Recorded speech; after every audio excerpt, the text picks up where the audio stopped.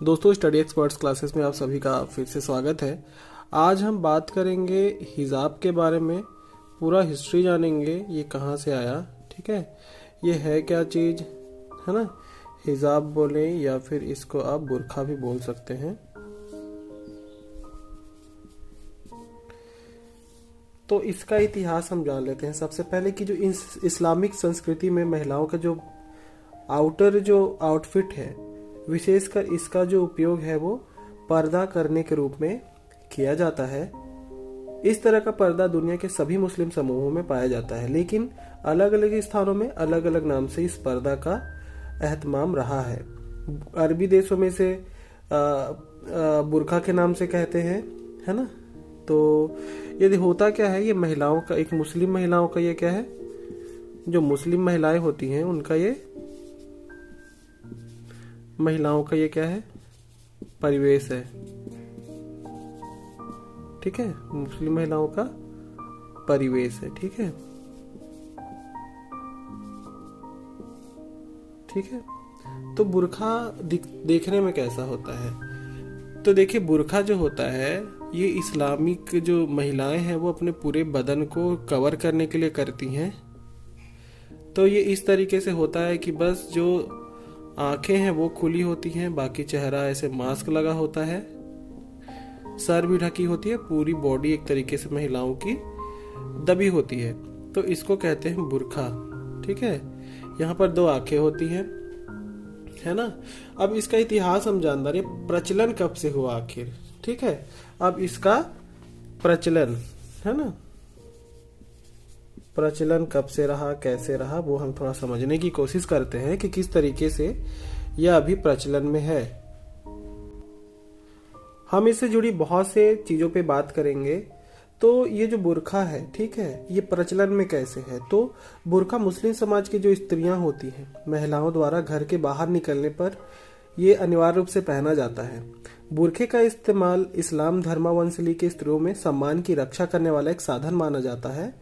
जिस तरीके से हिंदू जो महिलाएं हैं वो घूंघट करती हैं, उसी तरीके से मुस्लिमों के कल्चर में बुर्खा या फिर हिजाब का एक नियम है, ठीक है। ये उनके कल्चर के अंतर्गत आता है।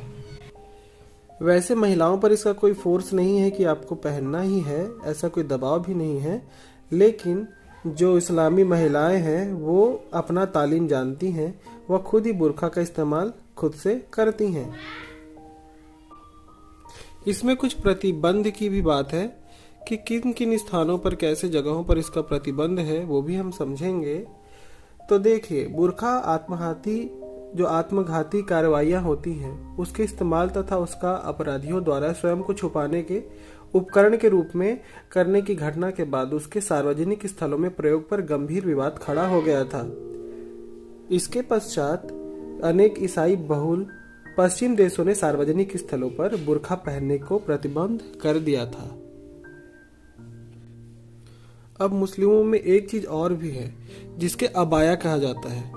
अबाया भी हिजाब की तरह ही है, इसके बारे में भी जान ले थोड़ा। अबाया जो है ये अरबी, उत्तरी अफ्रीका और अरब प्रायद्वीप में इस्लामी दुनिया के सही भागों में महिलाओं द्वारा पहना जाता है। पारंपरिक जो अबायट होते हैं, ठीक है, पहना जाता है, जिसको अबायट बोला जाता है, ठीक है। अबायट जो होते हैं वो क्या होते हैं, काले होते हैं। इनका कलर क्या होता है, काला होता है, ठीक है। ये काले कलर के होते हैं और ये कपड़े के एक वर्ग के कंधे के सिर से लिपटी हुई हो सकती है, या फिर इसको कफ्तान भी कहते हैं, ठीक है, कफ्तान। अबाया चेहरे, पैर और हाथ को छोड़कर पूरे शरीर में शामिल किया गया है। यह नकाब एक चेहरा है, लेकिन सभी आंखों और घूंघट के साथ साथ पहना जा सकता है, और आंखों को जो आंखों से थोड़ा सा जगह होना चाहिए जहां से आंखें देख सकें। तो इस तरीके का ये पोशाक होता है ना। अब उसी तरीके से मलेशियाई जो है वो इसको केबाया बोलते हैं। उनके भी अपने क्या है, थोड़े से अलग तरीके के हैं, पर उनको वो पोशाक ही है, उसको वो केबाया कहते हैं, ठीक है। क्या कहते हैं, केबाया, है ना। केबाया उसको बोला जाता है। वो भी क्या है, एक तरीके का नकाब ही है ना। अब थोड़ा और डिटेल समझ लेते हैं। हिजाब एक घूंघट है जो आमतौर पर सिर और सीने में शामिल किया गया है। बाहर के वयस्क पुरुषों में उपस्थित मुस्लिम महिलाओं द्वारा यह पहना जाता है। इसमें चेहरा और शरीर को मुस्लिम महिलाओं द्वारा कवर किया जाता है। सार्वजनिक रूप से जो मुस्लिम महिलाएं हैं और पुरुष हैं उनके लिए कुरान में एक सभ्य जो वस्त्र है उसका जिक्र किया गया है। सबसे अधिक बार यह सील और गोपनीयता के एक प्रतीक के रूप में देखा जाता है। कुरान में सील दोनों पुरुषों और महिलाओं दोनों के लिए, यानी कि किसी के बदन को घूरना या फिर उसके किसी भी अंग को अपने पति, अपने पिता और माता के अलावा किसी को भी दिखाना, अपने बच्चों के अलावा किसी को भी दिखाना एक तरीके से अच्छा नहीं माना जाता है, उसे गलत बताया गया है। तो इस तरीके के कुछ निर्देश इस तरीके से इस्लामिक कुरान में, ठीक है, कुरान में कुछ इस तरीके की चीजें लिखी हुई हैं जहाँ पे हिजाब का जो है वर्णन है, जो आयतें पढ़ी जाती हैं। लगभग जो 6000 आयतें हैं, ठीक है, उनमें से लगभग आपको बहुत से ऐसी आयतें हैं जिनमें बुर्खा का जिक्र किया गया है, स्त्री के परिवेश का जिक्र जो है वो किया गया है, ठीक है। इतने आयतों में जिक्र हुआ है कहीं ना कहीं। तो होता क्या है, कुरान एक तरह के पोशाक के लिए जो पोशाक है मुस्लिम और पुरुषों दोनों के लिए निर्देश देता है ना। तो ये जो पोशाक है वो कैसे होने चाहिए, पूरे तरीके से आपके बदन को ढकना चाहिए।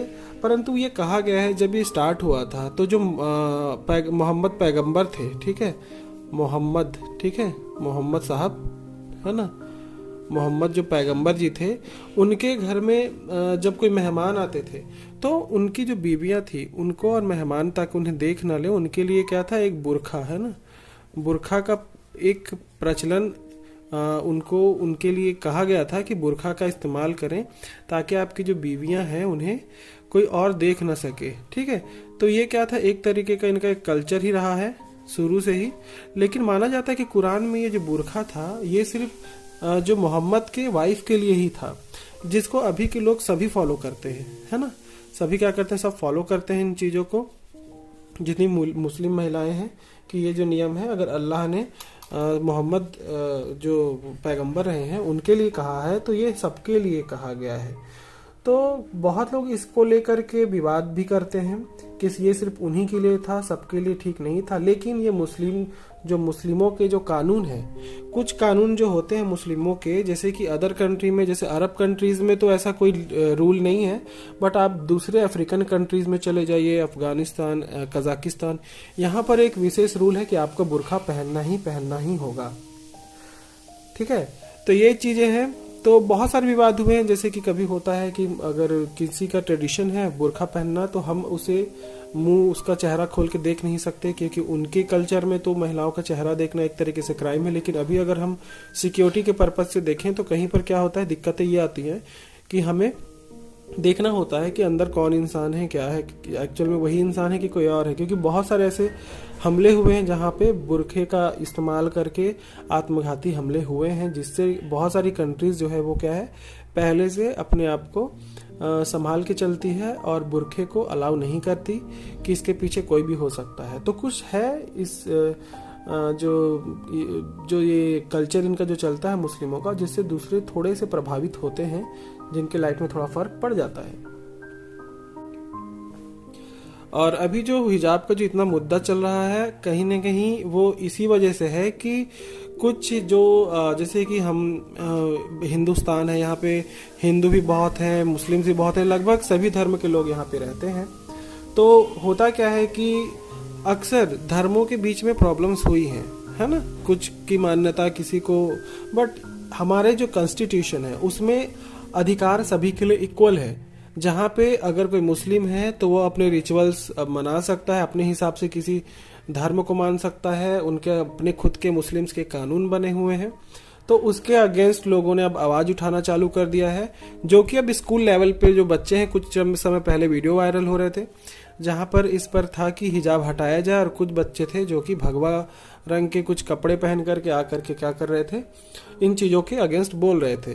तो इनका एक अपना पॉइंट ऑफ व्यू है, लोगों के दिमाग में धर्म को लेकर अलग अलग सोच है, सबके अपने बिलीफ्स हैं, बट इस तरीके से किसी और के धर्म को नीचा दिखाना या किसी तरीके से कम कहना, एक समाधान निकाला जा सकता है। ये हाई कोर्ट और सुप्रीम कोर्ट का काम होता है। लोगों को इसमें पढ़ना तो नहीं चाहिए, बट अभी के लोगों को समझाना बहुत मुश्किल हो जाता है। तो आज के वीडियो में बस यही हम बात करेंगे। हमने जान लिया बुर्खा किस तरीके से मुस्लिमों के लिए इम्पोर्टेंट है।